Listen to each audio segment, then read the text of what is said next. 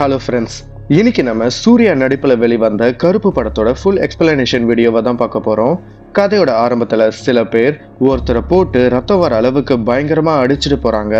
கொஞ்ச நேரம் கழிச்சு அடிப்பட்ட நபர் பக்கத்தில் இருந்த கருப்புசாமி கோவிலுக்கு வந்து அங்கிருந்த மிளகாயை இடிச்சு சாமி மேலே தடவி வேண்டிக்கிறாங்க. உடனே கருப்புசாமி எரியிற குதிரையில வந்து ரவுடி பசங்களை அடிச்சு தன்னோட சங்கிலியில கட்டி எடுத்துட்டு போறாங்க. இது எல்லாமே ஒருத்தருக்கு கனவா வருது. அவரும் உடனே தூக்கத்துல இருந்து கண்ணை முழிச்சு எழுந்துக்கிறாங்க. அவரோட பேர் சுகுமாரன், அவரோட பொண்ணு பேரு பினு. ரெண்டு பேரும் கேரளாவில் இருந்து தமிழ்நாட்டுக்கு ட்ரெயின்ல போறாங்க. அப்போ ட்ரெயின் ரொம்ப நேரமா பேசன் பிரிட்ஜ் ஸ்டேஷன்ல நிக்குது. அப்போ பக்கத்துல இருந்த பேசஞ்சர், நீங்க சூளைமேடு தானே போகணும், இங்க இறங்கி ஆட்டோ பிடிச்சி போகலாம்னு சொல்றாங்க. அதை கேட்டு சுகுமாரனும் இறங்கி போகலாம்னு நினைக்கிறாங்க. அப்போ அவங்களோட பேக் பக்கத்துல இருந்த கம்பியில மாட்டிக்குது. அது பக்கத்திலேயே கருப்புசாமி போட்டோவும் இருக்கு. ஏதோ ஒரு காரணத்துக்காக கருப்புசாமி போக வேணாம்னு சொல்லி தடுக்கிற மாதிரி இருக்கும். ஆனா அது புரியாம இவங்க ரெண்டு பேரும் ஸ்டேஷனை விட்டு வெளியே வந்து ஆட்டோ பிடிச்சி போகலாம்னு நினைப்பாங்க. அப்போ அங்க வந்த ரெண்டு திருட்டு பசங்க கத்தியை காட்டி மிரட்டி பின்னு கழுத்துல இருந்த தங்க செயினை அறுத்து சுகுமாரன் கிட்ட இருந்த பேகையும் திருடிட்டு போறாங்க. உடனே ரெண்டு பேரும் பக்கத்துல இருந்த போலீஸ் ஸ்டேஷன்ல கம்ப்ளைண்ட் கொடுப்பாங்க. ஆனா போலீஸ், எதுக்காக சென்ட்ரல்ல இறங்காம பேசன் பிரிட்ஜில் இறங்குனீங்க, நைட்ல இப்படிதான் ட்ரெஸ் போட்டுட்டு போவீங்களான்னு இஷ்டத்துக்கு பேசி சும்மா ஃபார்மாலிட்டிக்கு ஒரு கம்ப்ளைண்ட் லெட்டர் எழுதி கொடுத்துட்டு போக சொல்லுவாங்க. அப்பதான் சுகுமாரன் திருட்டு போனது 60 பவுன் நகைன்னு சொல்றாங்க. அதை கேட்டு போலீஸும் ஷாக் ஆகுறாங்க. ஏன்னா சுகுமாரனோட பொண்ணு பினுவுக்கு லிவர் ஃபெயிலியர் ஆகிருக்கும். ஆப்ரேஷன் பண்ண 20-30 லட்சம் ஆகும்னு டாக்டர் சொல்லுவாங்க. அதுக்காக தான் குடும்பமே சேர்த்து வச்ச நகை எல்லாத்தையும் விற்று ஆப்ரேஷன் பண்ணலாம்னு நினைக்கும் போதுதான் சுகுமாரன் கிட்ட இருந்த நகை திருட்டு போகுது. உடனே போலீஸ் அந்த ஏரியால இருந்த சில திருட்டு பசங்களை கூட்டிட்டு வந்து விசாரிக்க ஆரம்பிக்கிறாங்க. அதுல ரெண்டு பேர், நாங்க எந்த தப்பும் பண்ணல, எங்களை விட்டுடுங்கன்னு சொல்லி சுகுமாரன் கிட்ட ரொம்ப கெஞ்சுறாங்க. ஆனா போலீஸ் விசாரிச்சதுல அந்த ரெண்டு பேர் தான் உண்மையாவே நகையை திருடி இருக்காங்கன்னு தெரிய வருது. ஆனா திருப்பி கொடுத்த நகையில 15 பவுன் கம்மியா இருக்குன்னு சுகுமாரன் சொல்றாங்க.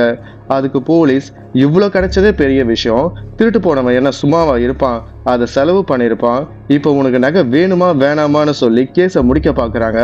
ஆனா உண்மையாவே போலீஸ் தான் மீதி 15 பவுன் நகையை திருப்பி கொடுக்காம மறைச்சு வச்சிருக்காங்க.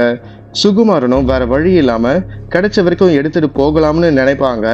ஆனா அதுக்கும் போலீஸ், இதெல்லாம் சும்மா தர முடியாது, நீங்க கோர்ட்ல தான் வாங்கிக்கணும்னு சொல்லி ஒரு நல்ல லாயரை சொல்றேன்னு பேபின்றவரோட விசிட்டிங் கார்டு கொடுப்பாங்க. ஆனா பேபி கண்ணன் இவங்க எல்லார விடவும் மிகப்பெரிய ஃப்ராடு. யாரா இருந்தாலும் காசு கொடுத்தா போதும், கேஸை ஈஸியா ஜெயிச்சு கொடுப்பாங்க. ஆனா அப்பாவி மக்கள் யாராச்சும் வந்தா வேணும்னே கேஸை இழுத்தடிச்சு ஃபீஸ் மட்டும் வாங்கிப்பாங்க. என்னதான் எதிர்கட்சி வக்கீல் ஆதாரத்தோட கேஸை நிரூபிச்சா கூட பேபி கண்ணன் எதுவுமே பேசாம ஜட்ஜ் கிட்ட ஒரு ஃபைலை கொடுத்து, முக்கியமான பாயிண்ட் எல்லாமே 5வது பேஜ்ல இருக்கும் சார், 7வது பேஜ்ல இருக்கும் சார்னு சொல்லுவாங்க. அதுல எவ்வளவு லஞ்ச பணம்னு எழுதி இருக்கும். அதை பார்த்ததும் ஜட்ஜ் கூட நல்ல இன்ட்ரெஸ்டிங்கான பாயிண்டா இருக்கேன்னு சொல்லி பேபி கண்ணனுக்கு ஆதரவா கேஸை முடிச்சு கொடுப்பாங்க. இப்படி போலீஸ், வக்கீல், ஜட்ஜுன்னு மொத்தமா கரப்டாகி இருக்கிற இந்த சொசைட்டில நியாயம் கிடைக்கும்னு நம்பி சுகுமாரனும் அவரோட பொண்ணும் பேபி கண்ணன் கிட்டேயே சிக்கிக்கிறாங்க. அப்பதான் கோர்ட் வாசல்ல கருப்புசாமி கோவில் இருக்கிறத சுகுமாரன் பாக்குறாங்க. தன்னோட கனவுல வந்த மாதிரியே ஒருத்தர் மிளகாயை இடிச்சு சாமி மேல தடவி வேண்டிக்கிறாங்க. உடனே சுகுமாரன் அங்கிருந்த பூசாரி கிட்ட அது என்ன தெய்வம்னு கேக்குறாங்க. பூசாரியும், கோர்ட்ல முடியாத கேஸை கூட முடிச்சு கொடுக்கிற காவல் தெய்வமான வேட்டை கருப்புன்னு சொல்றாங்க.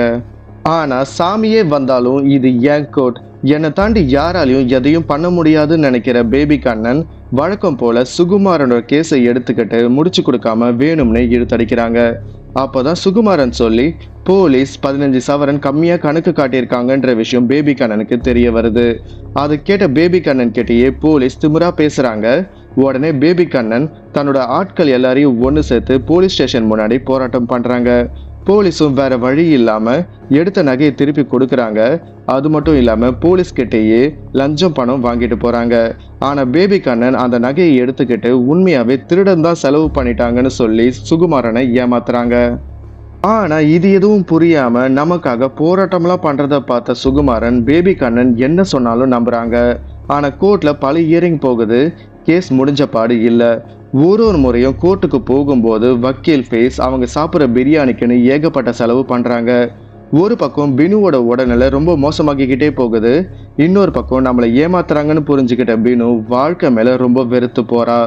எந்த அளவுக்குன்னு பாத்தீங்கன்னா, எப்பவும் ஒரு வயசான அம்மாவுக்கு சீட்டு கொடுப்பாங்க. ஆனா இப்போ எழுந்து நிக்க கூட மனசும் தெம்பும் இல்லாம அமைதியாவே இருக்காங்க. திரும்பவும் கோர்ட்ல கேஸ் நடக்குது. இந்த முறை கேஸ் முடிஞ்சிடும்னு நினைக்கும் போது ஜட்ஜ் ஒரு முக்கியமான விஷயமா கேஸை தள்ளி போட்டுட்டு கிளம்புறாங்க. உடனே சுகுமாரன் நகையை கொடுத்துட்டு கிளம்புங்கன்னு சொல்லி பிரச்சனை பண்றாங்க. பேபி கண்ணன், உனக்கு என்ன திமிரா? நான் தான் கேஸை முடிச்சு தரேன்னு சொன்னல, ஜட்ஜ் கிட்டேயே ஓவரா பேசுறேன்னு கேக்குறாங்க. முடிச்சு கிழிச்ச, எங்களை ஏமாத்தி பிரியாணி தானே தின்னன்னு சுகுமாரனும் கத்துறாங்க. கோவப்பட்ட பேபி கண்ணன் சுகுமாரனை அடிச்சுட்டு, இனிமேல் யாரை வச்சு கேஸை நடத்தி ஜெயிக்கிறேன்னு பார்த்துக்கலாம்னு சொல்லிட்டு போறாங்க. இதையெல்லாம் பார்த்த ஒருத்தர் சுகுமாரன் கிட்ட, நான் செத்துட்டேன்னு சொல்லி எம்எல்ஏ டெத் சர்டிஃபிகேட் கொடுத்துருக்காங்க. ஆனா 17 வருஷமா கேஸ் நடக்குது. நான் உயிரோட தான் இருக்கேன். அதையே என்னால ப்ரூவ் பண்ண முடியல. கோர்ட்டுக்கு வந்தா கேஸ் முடியும்னு நினைக்கிறோம். ஆனா கோர்ட்டுக்கு வரதே ஒரு தண்டனை தானே சொல்றாங்க. ஸோ இதுக்கு மேலே என்ன பண்ணுறதுனே தெரியாமல் சுகுமாரன் பக்கத்தில் இருந்த கருப்பசாமி கோவிலுக்கு வந்து மிளகாயை இடித்து சாமி மேலே தடவி கண்ணீர் விட்டு வேண்டிக்கிறாங்க. உடனே கருப்பசாமி குடிச்சு ஆட்டம் போட்டுட்டு இருந்த பேபி கண்ணனோட ஆட்கள் எல்லாரையும் அடிச்சு போட்டுட்டு பேபி கண்ணனையும் சாகடிக்க பார்க்குறாங்க. உடனே பேபி கண்ணன், ஐயோ சாமி, என்னை மன்னிச்சிடுங்க, எனக்கு ஒரே ஒரு சான்ஸ் கொடுங்க. கிளர்க்குக்கு ஒரு சைக்கிள், போலீஸ்க்கு 500 ரூபாய் கொடுத்தா போதும். ஜட்ஜுக்கு செய்ய வேண்டியதை செஞ்சா ஒரே ஒரு நாள்ல கேஸை முடிச்சு காட்டுறேன்னு சொல்றாங்க. இதை கேட்டு கடுப்பான கருப்பசாமி, என்கிட்டயே காசு கொடுத்து கேஸை ஜெயிச்சு காட்டுவேன்னு சொல்றியான்னு பேபி கண்ணனை எரிச்சு சாம்பலாக்க பாக்குறாங்க. உடனே பேபி கண்ணன், நீதிக்கான சாமி நீதி தவறலாமா? இதுதான் இங்க ப்ரொசீஜர், இப்படிதான் ஜெயிக்க முடியும். உங்களுக்கு பிடிக்கலன்னா என்ன கொல்லுவீங்களா? நீங்க தானே சாமி, முடிஞ்சா நீங்களே வந்து உண்மையா வாதாடி ஜெயிச்சு காட்டுங்க, அப்புறம் வந்து என்னை கொல்லுங்கன்னு சொல்றாங்க. அதனால கருப்பசாமி பேபி கண்ணனை ஒன்றும் பண்ணாம விடுறாங்க.